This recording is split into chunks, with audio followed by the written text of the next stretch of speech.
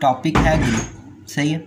उससे पहले मैं थोड़ी सी बेसिक्स के बारे में बता दूंगा आपको ग्रुप की। सबसे पहले हमारा टॉपिक होगा सेट। सेट क्या होता है? Collection of distinct and well defined object. Collection of distinct and well defined object यानी कि ऐसे सेट्स की, ऐसे थिंग्स की कलेक्शन जो डिस्टिंक्ट हो और अच्छे तरीके से उन्हें हम डिफाइन कर सके, उसको हम सेट कहते हैं, सही है। For example set of natural number आप ले लें, जैसे 1 2 3 अप टू 100। इसी तरह सेट ऑफ रियल नंबर ले लें, set of rational number. These are examples of sets, सही है।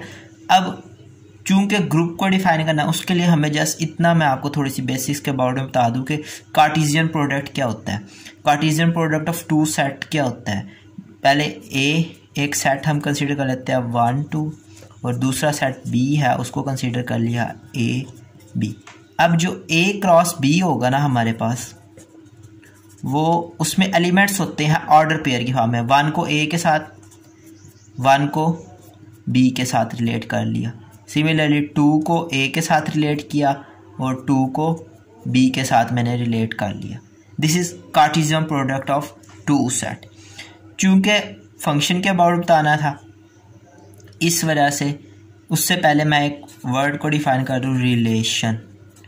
रिलेशन क्या होता है?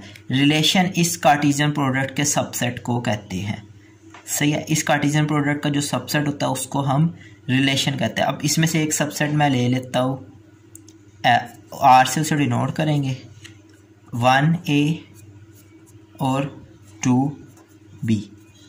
1a और ये दो एलिमेंट्स उसमें ले लिए, ये इस कार्टेशियन प्रोडक्ट के सबसेट को मैं रिलेशन कहूँगा, सही है गाइस। अच्छा, ये जो फर्स्ट एलिमेंट का सेट होता है ना, इसको कहते हैं डोमेन के एलिमेंट्स, सही है। और सेकंड एलिमेंट्स का सेट होता है, उसे कहते हैं रेंज। यानी कि इस रिलेशन की जो डोमेन है ना, डोमेन ऑफ आर, DOM मैंने लिख दिया वैसे DOMEN। डोमेन में फर्स्ट एलिमेंट के सेट को डोमेन कहते हैं और लास्ट एलिमेंट के सेट को हम range of R is equals to AB, उसको हमने रेंज कह दिया, सही है। नाउ नेक्स्ट, फंक्शन क्या होता है?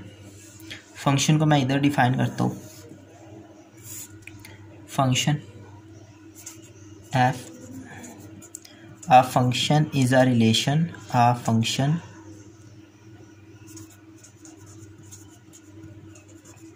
is a relation in which, number 1, a function is a relation in which domain of function क्या होगा? First set. Number 2,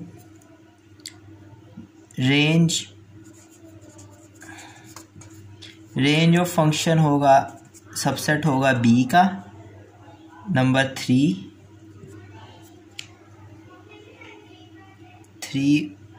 first element of ordered pair not repeated. ये जो फर्स्ट एलिमेंट होता है ना ऑर्डर पेयर के, ये रिपीट ना हो रहा हो, रेंज, सही है। तो ऐसे रिलेशन को हम फंक्शन कह देते हैं अगर इसमें ये तीन प्रॉपर्टी सेटिस्फाई हो। नंबर 1, डोमेन ऑफ फंक्शन यानी कि फर्स्ट एलिमेंट का सेट ए के इक्वल होना चाहिए, यानी कि फर्स्ट सेट के इक्वल होना चाहिए। अंडर कंस्ट्रक्शन सेट ए ले रहा है, इस वजह से मैं यहाँ पे सेट ए लिखा। जो रेंज होगा वो सबसेट होगा बी का। अब ये रेंज जो सी हमने निकाली है, ये सबसेट है, ये इक्वल टू सेट ए है, रेंज सेट बी के सबसेट है, बल्कि इक्वल ही है। और जो ये first element of order pair है ना, ये रिपीट नहीं हो रहा, और ये वाकई ही रिपीट नहीं हो रहा, तो इस रिलेशन को हम फंक्शन भी कह सकते हैं, सही है। अब गाइज हमारा जो एक्चुअल में जिस टॉपिक को डिफाइन करना था ना, वो है ग्रुप, सही है। उसके लिए ये बेसिक्स आप लोगों को पता होनी चाहिए। अब मैं आगे उस टॉपिक की तरफ चलता हूँ।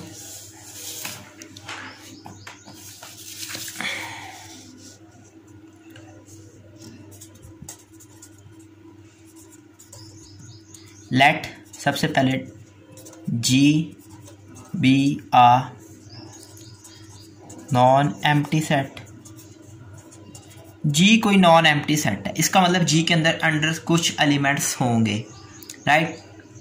And static b the binary operation define on g. और स्टैटिक कोई बाइनरी ऑपरेशन है जो जी पर डिफाइन है। इस लाइन का क्या मतलब है? इस लाइन का मतलब ये है कि आप स्टैटिक जी क्रॉस जी से जी पे ऑपरेशन होगा सच डैट कि for A B belongs to G static of A B is equals to A static B. यानी कि आप जी के दो एलिमेंट्स को स्टैटिक के ज़रिए रिलेट कर सकते हो। एग्जाम्पल देखते हैं ताकि स्टूडेंट को क्लियर हो जाए। जी आप ले लो सेट ऑफ इंटीजर के इक्वल, सही है। अब जो स्टैटिक ले लेना है वो ले लो एडिशन के इक्वल। अब एडिशन जी क्रॉस जी पे डिफाइन है, ये बाइनरी ऑपरेशन है जो जी क्रॉस जी से जी पे डिफाइन है। अब इस डिफाइन होने का क्या मतलब कि आप दो एलिमेंट्स ले लो 1 2, इसको आप ऐड कर सकते हो, इसका आंसर भी एक एलिमेंट आएगा, वो भी इंटीजर होगा, यानी कि वो भी इस सेट जी से बिलोंग कर रहा होगा। अगर ऐसा हो रहा है तो हम कहते हैं कि एडिशन इस जी पे डिफाइन है। इसी तरह अगर ये जी के लिए होल्ड कर दे तो हम कहेंगे स्टैटिक इस जी पे डिफाइन है, सही है। अब ये देन अब नेक्स्ट ग्रुप की तरफ चलते हैं। Then G is called group under the binary operation static if and only if G satisfy the following properties। तो G को मैं अंडर स्टैटिक ग्रुप कहूँगा अगर G जो मैं प्रॉपर्टीज लिखने लगा हूँ ये सेटिस्फाई करे। नंबर 1 जो प्रॉपर्टी है वो है कुलैयर लॉ। अब ये कुलैयर लॉ क्या होता है? कुलैयर लॉ होता है कि for A B belongs to ji this implies a static b belongs to g. यानी कि आप दो एलिमेंट्स ले जी से, उनके ऊपर स्टैटिक इम्प्लाई करें, तीसरा एलिमेंट भी जी से बिलोंग करना चाहिए। फॉर एग्जांपल कैसे? अब हमने जो कंस्ट्रक्शन सेट लिया हुआ ना वो सेट ऑफ इंटीजर है, राइट। अब सेट ऑफ इंटीजर में और जो स्टैटिक लिया हुआ वो एडिशन के इक्वल। आप दो इंटीजर लें जैसे 7 और 10 belongs to ji, this implies आप कर सकते हैं 7 + 10 इज इक्वल टू 17। 17 भी एक इंटीजर है। इसका मतलब कि ये जो एडिशन है सेट ऑफ इंटीजर इस एडिशन के रिस्पेक्ट से क्लोज है। इसका ये मतलब होता है कि आप दो इंटीजर लिया, उसको उसके ऊपर उन्हें ऐड किया, आंसर एक और इंटीजर आ गया। तो इसका मतलब सेट ऑफ इंटीजर इस एडिशन के रिस्पेक्ट से क्लोज है। अगर जी के लिए ये बात होल्ड हो जाए तो हम कहेंगे जी भी अंडर स्टैटिक क्लोज है, सही है गाइस। हमारी सेकंड प्रॉपर्टी जो है वो है एसोसिएटिव लॉ।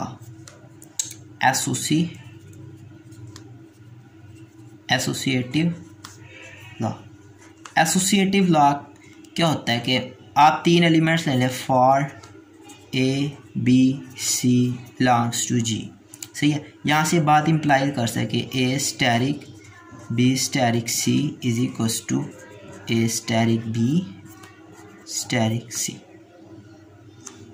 यानी कि ये चीज़ होल्ड हो रही हो, ठीक है। तो हम कहेंगे कि जी में एसोसिएटिव लॉ होल्ड करता है। अब हमने जो अंडर कंस्ट्रक्शन सेट लिया हुआ है वो सेट ऑफ इंटीजर है, सही है। अब आप ले लें कि 3 ले लें 5 6 7। अब 5 + 6 + 7 इज इक्वल टू 5 + 6 + 7। अब इसका जो आंसर आएगा 6 + 7 + 5, इसका जो आंसर आएगा और इनको ऐड करने से वो आंसर आएगा बिल्कुल सेम होंगे, यानी कि 18 आंसर आएगा, इधर भी 18 आंसर आएगा। अगर ये देखो सेट ऑफ इंटीजर भी चीज़ होल्ड करे, इसका मतलब set of integer under addition associative law hold करता है। इसी तरह अगर जी के लिए ये चीज़ होल्ड होती है तो हम कहेंगे g under asterisk associative law hold करता है। सही है guys. Now we are going to define the identity element. Third property which is known as identity element. Identity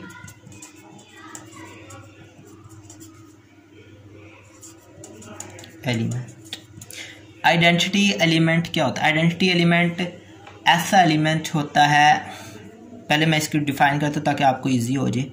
for all A belongs to G there exist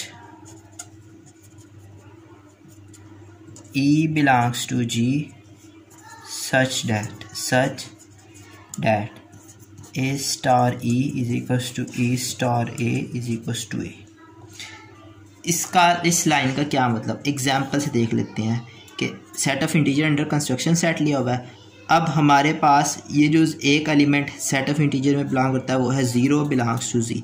आप इसमें 0 + 1 करें, answer वही element आ जाएगा, यानी कि आप 0 किसी भी इंटीजर में ऐड करें, आंसर वही इंटीजर आ जाता है। इसी तरह then 0 is the additive identity of set of integer, इसलिए हम 0 को सेट ऑफ इंटीजर की एडिटिव आइडेंटिटी कहते हैं। इसी तरह अगर ई के लिए होता है A star E is equal to E star A, answer A ही आ जाए, तो इसका मतलब this implies E is the identity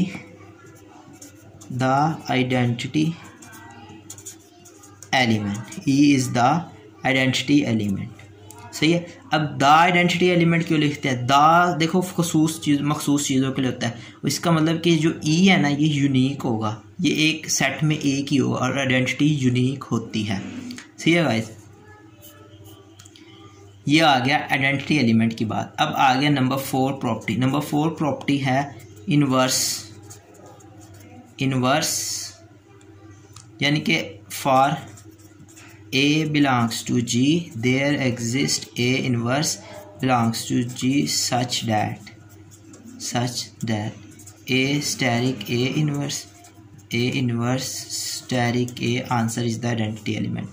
अब इसका क्या मतलब, इस लाइन का क्या मतलब? इस लाइन का मतलब ये है कि आपने जो सेट लिया वो है सेट ऑफ इंटीजर। सही है। अब जैसे 2 अगर इंटीजर से बिलोंग करता है तो हमारे पास -2 भी इंटीजर से बिलोंग करता है, और 2 को हम -2 में ऐड करें या -2 + 2 करें, आंसर क्या आता है? Identity element.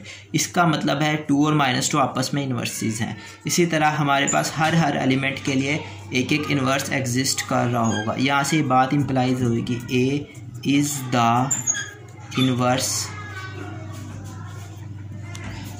Of A। सही है।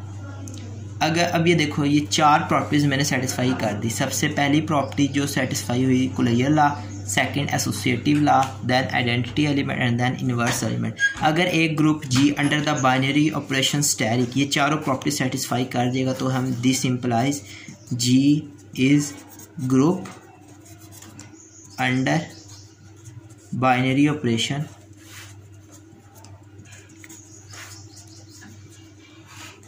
स्टेरिक। ठीक है। इसी तरह आप डिफरेंट ग्रुप्स को, जैसे सेट ऑफ रियल नंबर को अंडर एडिशन आप ग्रुप शो कर सकते हैं, इसी तरह सेट ऑफ रैशनल नंबर को अंडर मल्टीप्लिकेशन ग्रुप शो कर सकते हैं। सही है। ये डिफरेंट एग्जांपल्स है ग्रुप की।